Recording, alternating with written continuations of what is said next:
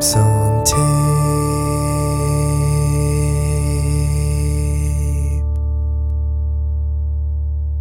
Hello, and thank you for joining us for Apes on Tape's Sound Excited podcast. This is episode number 6. I'm here with John Petrocelli of Bulldog Media, a company that's responsible for live streaming of many events, and as it pertains to the podcast, many major music festivals, including Outside Lands 2013 here in the Bay. First off, I'm incredibly fascinated by what you're doing, so I'm super glad we can make this work, and thanks for being patient, but how are you doing tonight? I'm doing great. It's a pleasure to talk. Excellent. And you're just north of here in the Bay in Windsor, California, right? I'm based in LA, actually, but was up in the Bay facilitating Outside Lands about 10 days ago or so, or a week ago. I gotcha. Yeah, I imagine that might take a little time on the ground to do. It does, yeah. So to introduce you a bit, you've had a ridiculously successful career by the measures. All sorts of major companies work with, sports leagues, media outlets, and digital media. And I mean, the range of events you've streamed or helped with, from Bonnaroo to the Grammys to the Democratic National Convention, Olympics. I'm not sure how a guy gets himself in those situations. Probably a lot of hard work, obviously. But does any one of those really stand out to you where you're at? I'm like, hey, this is incredible. Or are they all pretty interesting? No, a few definitely do. I think anytime you get to be involved in something like the Grammys or the Oscars, are these major, the digital experience kind of leads into the broadcast. So you're engaging a massive audience online and then going into the broadcast. Conversely, the major music experiences like Coachella, Bonnaroo, Lollapalooza, Outside Lands, those are now in the world we're in today. The music festival has become a defining music experience, on the face of the earth. And you've got top artists in the world performing on multiple stages with these huge headliners, and also up and coming acts. And to deliver that kind of real, rich digital experience to everybody on unaffected devices, that's a pretty amazing experience to be a part of. Especially when you look at some of the usage and the comments and social media, it becomes a real defining experience. Absolutely, yeah, and I was going to ask about that later. But I'm wondering, how did you get into the streaming world? I mean, maybe with television, it's been around for a while, but with internet, it's relatively new in the big picture. So imagine you might have entered it as the online streaming world emerged, but what's your background? How'd you get tied to it?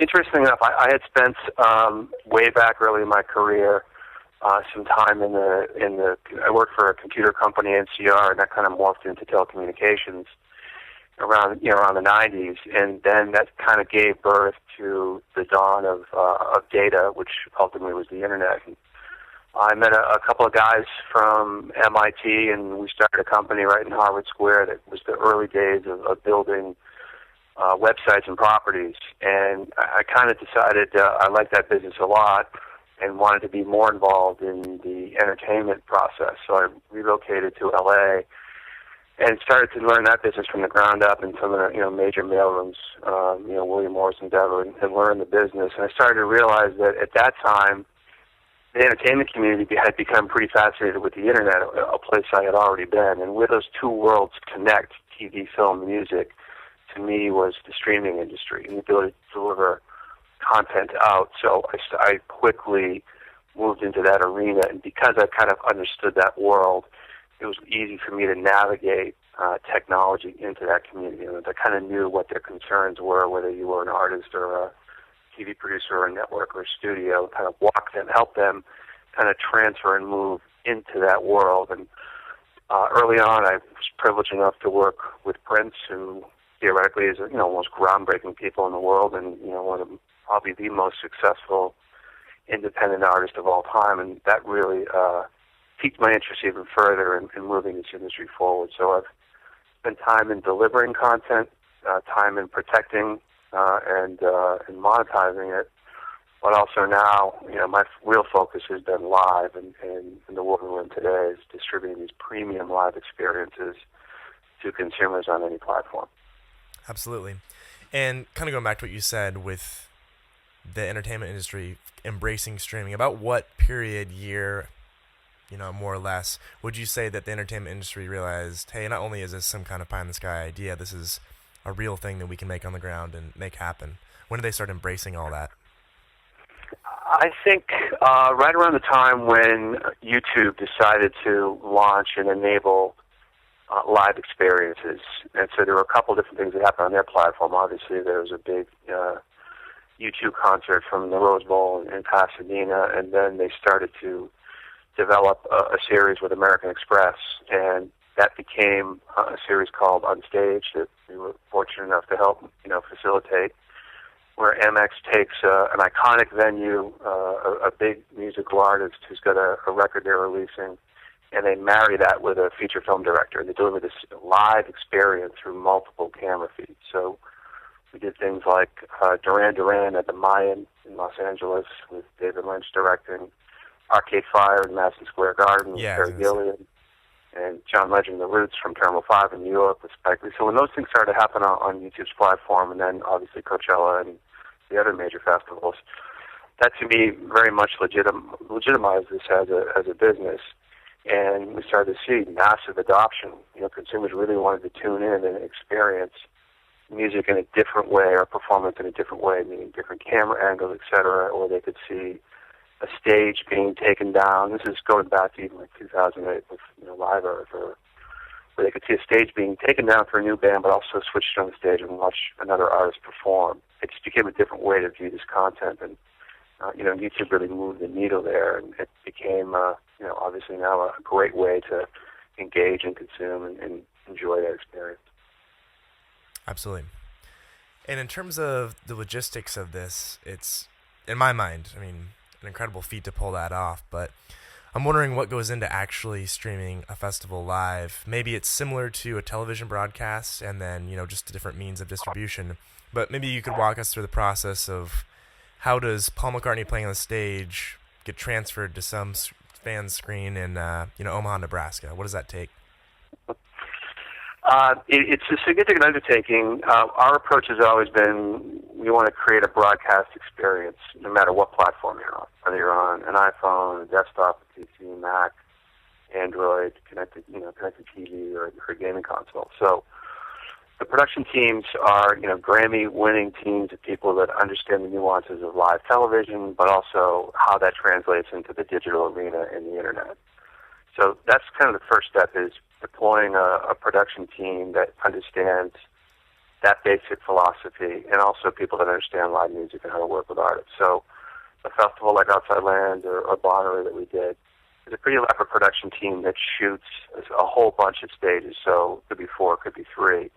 So we're filming that live experience, throughout the day with multiple cameras and, again, TV-grade equipment. Then the next challenge is to take that feed and to digitize it for internet delivery. So there's a stack of technologies that we deploy to process that video and encode it and deliver it into HD and all kinds of different bit rates depending upon the device that you're on. And then on the user side, you have to develop a video player that shows multiple channels of video. So I can change between Paul McCartney's performance and go watch Vampire Weekend, and when that's finished, toggle back and watch the Red Hot Chili Peppers. And even beyond that, there's a series of optimization tools you want to bring into market. So the ability to kind of curate, moderate, and deliver the text and the tweets, et cetera, around the experience. That's a whole set of tools as well. And then things like a photo wall where people both at the venue or people at home are uploading photos. So this very unified experience. So essentially you take the video experience, the technical processing, the movement of the video, and then it's rendered out to all those different device profiles and all those different kind of connected devices that consumers are on today. As you said, from the consumer point of view, it's always a seamless experience, which I think masks the difficulty of it. One thing that I've been chewing on, so I've been to, I don't know the exact count, but been fortunate to cover dozens of music festivals, but still get bummed out when I miss certain ones, Coachella or whatnot. But there's been this huge development in the past few years to have the ability to watch them remotely, and I love that. But the very interesting thing is that sometimes, a lot of times, actually, you end up getting a much better view from the live stream than you would, say, at Coachella with 60,000 people in front of you. And it kind of reminds me of watching an NFL football game from the upper deck, and you can't even see who's carrying the ball. So on that note, did you at first maybe encounter resistance from live event organizers who were afraid that people would rather just watch at home and that the experience was almost too good? Not so much in that this is really for folks who couldn't attend, meaning festivals, for example, have become so popular that they are literally selling out before they even announce who the bands are. So it really become a real amazing experience. Testament to the promoters who've spent years kind of, building these things and bubbling them up and moving them forward. A few are even now moving to multiple weekends. Austin City Limits, Coachella, Ultra, they're that popular. So in parallel, you've also had artists put a lot of time and effort and energy into connecting directly with their fans on Twitter and Facebook and other forms of social media. And there really is absolutely no substitute for the real thing and being there in person. And the business now that artists are heavily focused on is developing their live performance and their touring and merchandise, et cetera. So if I can't make it to Coachella and I live in Chicago and I really want to see Arcade Fire or Kanye West, Jay-Z's headlining performance, I have the ability to kind of see it and collaborate and share and talk to my friends about it. In parallel, we find the digital consumers now even more plugged in and engaged to follow that tour. When that tour does come through their city, that they're more inclined now to be a part of it and experience it and acquire a ticket. In parallel, also explore merchandise related from the experience that they're viewing. So it's actually additive, and it's become a lightning rod to kind of get people more engaged in what that artist is doing, what their live performance is like, and ultimately participate in other things that they're doing, touring, et cetera. Yeah, definitely. I think that, like you said, there seem to be two different markets that probably aren't overlapping from the promoter point of view. So personally, I think you're kind of changing the festival dynamic, and I'm playing devil's advocate here. But, part of the magic of a festival, I think some would argue, is that it's a self-contained atmosphere, and maybe part of it is the fear of missing out that drives people there. And you're changing that. I mean, it's not just a business venture. You're drastically affecting more or less the consumption of music. So given what you said earlier, I think that probably comes to mind every once in a while that, this isn't just a job, but it's definitely having a huge effect on the way people interact with music and music festivals in general, too. Yeah, it does. And, we want to benefit all the stakeholders here. So, first and foremost, a couple of things we're able to do is build a Song Now widget where the consumer knows what track Vampire Weekend is playing live, and they can click right over and go into Amazon MP3, iTunes, or Google Play and acquire the song. That's an innovation that benefits everybody. But also, what we're seeing is brands now have a real big interest in being around live music, and everybody knows it's now real difficult to advertise on traditional on-demand TV. These people are DVRing and they're skipping the commercial. Conversely, in live streaming with concerts and with festivals, you have a very engaged audience. The Unstage series, Amex's CMO, John Hayes, this year said that he, and I think it was 6 shows, reached 22 million consumers, and the average viewer duration time was 25 minutes. So that's all presented by Amex out to the consumer. So that's a real compelling reason for a brand to fund or participate or sponsor a concert or a music festival. In parallel, Bonnaroo had, I think, 11 million views, and the average viewer duration time was 35 minutes. So that's an opportunity. Again, if I'm Coke or Pepsi and that's what people are looking for in this kind of fragmented society. And it's true on traditional TV now. One of the 10 poles of the networks is Major League Baseball or NFL, et cetera, or American Idol or the World Cup or the Olympics. We believe the same model is going to replicate itself online with live music. And all, the beneficiaries are all the stakeholders in that ecosystem: the artist, the band, the consumer, the promoter, the touring managers, et cetera, and the agents. So the idea is to make sure that everybody participates, or I should say participate, but everybody kind of reaps the benefit of the awareness of a premium digital live experience.